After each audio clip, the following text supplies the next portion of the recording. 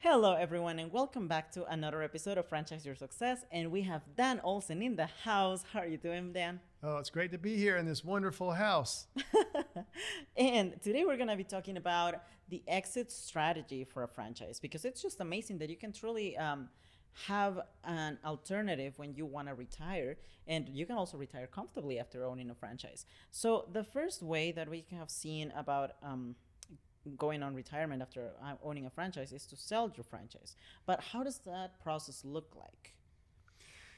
So there's a lot of different ways to think about exiting out of a franchise situation. And one of the first things you want to remember is that in your agreement, typically the franchisor has the right to approve the new person coming on board, unless that's already been prearranged in the agreement when you signed it. A lot of times, because you're passing it on to your heirs in your family, that maybe that's already written in there, and so you don't have to worry about that. But to sell your franchise, they're going to need to approve the new person coming on board, because that new person is going to need the same training that you got as a franchisee. So they got to spend some time and effort and money getting that person up to speed. So that's why there's what's called a transfer fee. So you just need to be aware in the franchise agreement and the legal documents, there's what's called the transfer fee, which means when you want to transfer ownership to someone else, that that new owner would be paying you that fee, which you turn around and pay to the corporation when you sell your franchise, because the corporation has to do that training. So that's the first thing you need to think about. But as you're getting it ready to sell, the other thing you want to think about is you want to be in good standing with the franchisor. So you want to make sure you're complying with the agreement, which is not that hard to do. And most franchise companies are fairly lenient. They're not going to come down on you for having a dirty floor or something like that and not allow you to sell your franchise. I mean, you've got to, it's all within reason. So, but the better that you can prepare is usually you don't want to be in the position where, oh, I'm going to sell my franchise tomorrow. I'm tired of this. I want to go do something else, or I want to make this money. I've worked hard. I want to build this. I want to exit out. You make that decision gradually, make sure it's the right decision, and then over the period of time, you help build that franchise. And that's really when you want to start building it even better with the revenues, build the revenues up as far as you can, maybe look for ways to cut some costs so you can see the trends are going up with the revenues and the costs are going down and the profit is increasing. And what's happened though, sometimes I've seen people prepare that way and teaching and prepare that way to have a little more come to the bottom line. They see, whoa, I didn't know this could really do this much. Maybe I'm not going to sell it after all. So one of the most famous business people I've ever heard say, when you build a business, build it as if you're going to sell it. So if you build the business as if you're going to exit out, you're usually going to build a phenomenal business that's going to be worthwhile down the road. And of course, in a franchise situation, you have the franchisor to help you do that. All you got to do is follow what they've done. And usually there's going to be other franchisees that have already exited out. And so follow what they've done as well. And you know what? There's a little secret.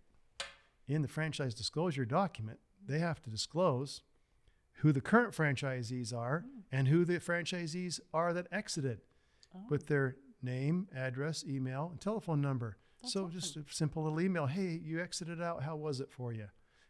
Anything I should be aware of?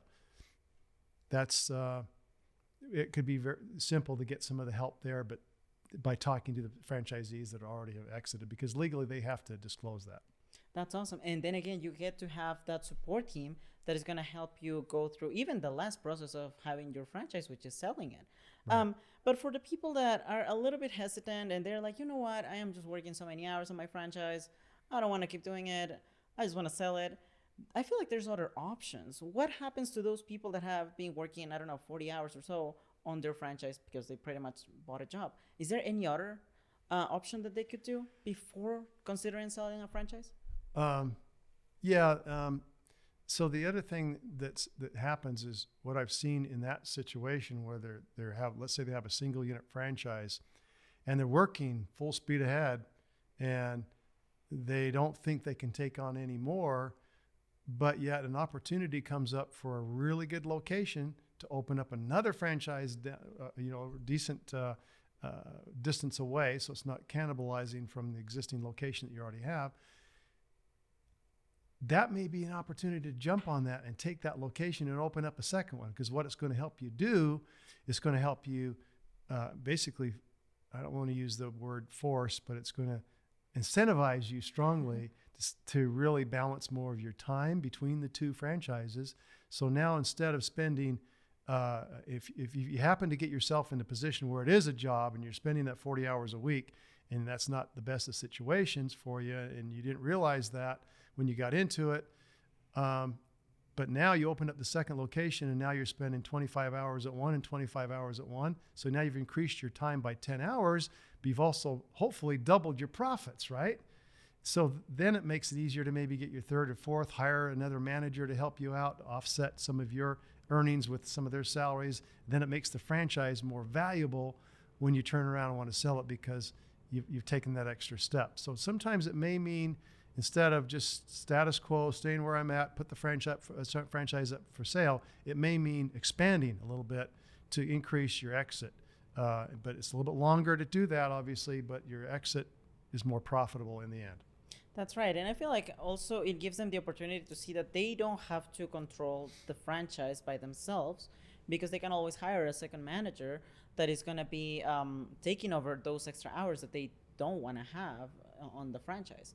I feel like also another, after learning so much from you, one of the other options that they could also have is to enter into a semi-absentee, because let's say that this person was working 40 hours before. Now they can just decide to cut down their hours, and let's see, do you really want to keep your franchise after cutting that many hours? Probably yes, because they won't be doing as much of the hard work as they used to do before. So also another of the exit strategies that we have seen is that sometimes people inherit this to their kids. So for those people that want to stop working on the franchise but want to inherit it to their kids, how can they train and make sure that their kids understand the processes? Well, yeah, that's an important one, because hopefully what they've had is they've had the franchisee, when they signed on the dotted line with their franchise agreement, they've had the foresight to include their kids in on, even if they're young kids, but they still see this as a long-term play. They've hopefully included them on the franchise agreement or whatever, or at least the ability to transfer that at no cost to their children, because you don't want to see that transfer fee. But then, of course, that they're going to need the training as well. So, but just by hanging around the franchise unit and getting a feel for it, they're going to be way ahead of any new potential franchise coming in anyway. So it's just that preparation time and getting them around. You get used to taking them down to the business with you and hanging around and seeing the operation, and they get used to it. And that may not be for them down the road, but at least it might be a temporary job for them while they're going to school or whatever. But then it allows you to prepare them to inherit it. But the other thing it does, as a family, it prepares them to maybe even grab other locations when they get old enough. So now, as a family, instead of owning 3 or 4, your children can now start looking at ownership as well, and they can own some of that, and then it really builds a legacy even further when the children get involved with it. That's right. And I feel like it would also allow your family to understand better the processes. And just by having them participate since they are really little, they can also get a feel of the culture and even love the whole franchise more.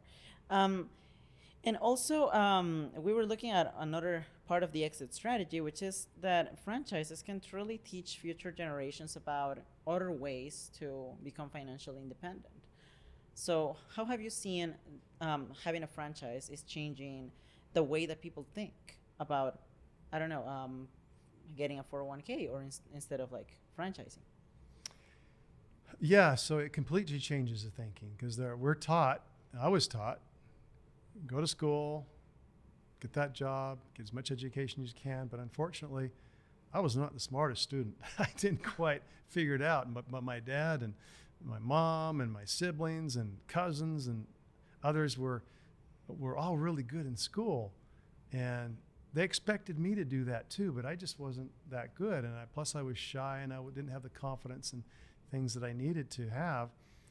And so I just tried my best. I got some good grades the best I could, and went to school, went to a couple of years of university, never graduated. It came close, but I just wanted to be in business so bad.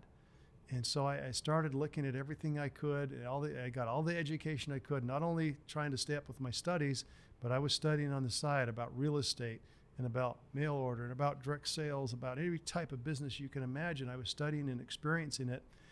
And that's what allowed me. So when I was ready to be in the franchise business, it allowed me to really grab a hold of it. And the light turned on when I got into the franchise business, because I tried all these other businesses, some successful, some not successful, and failed at them because I didn't have the system in place, and I didn't have a mentor, and I didn't have people to help me. I just did it all on my own, tried by trial and error. But when I got to the franchise world, it just opened up my mind that, hey, this is it. This is where I need to be. This is where I can get the most help of any other place on the planet to help me succeed in my own business and have that freedom that comes. But there's a lot of work to be done too. So don't ever discount the work, but it's good work, and it's work that's productive work, because you don't have to refigure things out, things that will work and not work that's not productive. You know, when you go to work, if you do certain things a certain way, that it's more productive and you can use your time more wisely. That's right. And going along with changing your perspective of life, I feel like it's a great way to teach future generations that, yes, I mean, there's a system that a lot of people have been following back in the days, which was just going to college and things like that. But there's also other ways for you to invest and become financially independent and get to achieve the goals that you wanted to have. And for the people that are ready to invest in a franchise, the best advice that you could give them so they can make sure to evaluate all their options before just settling for going to college. What other options do they have? Well, a couple of things here to answer that question even more fully is, if I was to do it all again, I spent all that money on college. That was great. And I think college is wonderful, especially if you need to be trained for a particular thing. But for what I was being trained on, what I wanted to do, I had no training. There was nothing at college that could teach me that. So what I would have done is I would have taken the funds that I would be spending in college and put them into a franchise. And I would have started my own business, and I would have learned earlier in the game, because now I would have the franchise or helping me and supporting me and being in an environment where I could succeed with a high rate of success. That's how I would have done it different. And the other thing is, as you start to succeed, in the education in the world, being educated about a particular franchise, back then when I was started, there wasn't as many choices, obviously, so it would be more limited. Today, there's all kinds of opportunities. It's just endless. So you have the world wide open to you and what type of business that you want to get into, because chances are it's already been done in your area, and you might be able to tweak it a little bit. But the one piece of advice I would start with as well is I would get a mentor. In other words, a business or franchise coach, franchise broker, franchise consultant, someone that has already paved the way, that already knows the way around. They're usually older people that have been in business before and been experienced. They're also been in franchising for a while. They know they've been trained to figure things out and to help you, coach you, because those coaches don't cost any money. They make their money from the franchisor. They don't make the money from you. So why not get that valuable service without paying any fees up front? That's right. And also going back to our exit strategy, I just came up with the idea of, like, what if a person, instead of just leaving franchises forever, decides to become a franchise coach? How does one go about that? That's a great one. And you see that happening all the time. I remember a particular master franchisee that he acquired the area of Philadelphia, and he built that up, and he started seeing what he was doing is actually bringing potential franchisees into his particular franchise. But what happened is he was limited to selling just the one brand because that's the brand he had acquired as a master franchise. So what he did is he decided, and you don't have to necessarily sell your franchise, but he ended up exiting out of the master franchise and then becoming a franchise coach or consultant. And now he could represent a couple hundred different franchises. So now he could help people coming in the door figure out which is the best franchise for them. So what I would have recommended to him today is don't exit out, because he wasn't quite ready to exit. He could have built it up higher, especially with his new experience and training as becoming a franchise coach or a consultant or broker. Now he has more experience in actually bringing candidates in the door, and he could have built his master franchise up even more. But guess what happens now? So as people come in the door and they're not quite fit for his master franchise, and they just go away, he can say, okay, let's explore some other opportunities with you. What do you, and then he takes them through the process, and he helps them find another franchise in another area, and he still gets paid for it. And he's not losing that lead that's now gone forever because he didn't buy the franchise he wants. And sometimes I've seen it happen where they've gone in and bought another franchise, but now they still stay in close touch with that coach, and they come back and end up buying that franchise anyway because they stayed close touch with that and they see the success of it.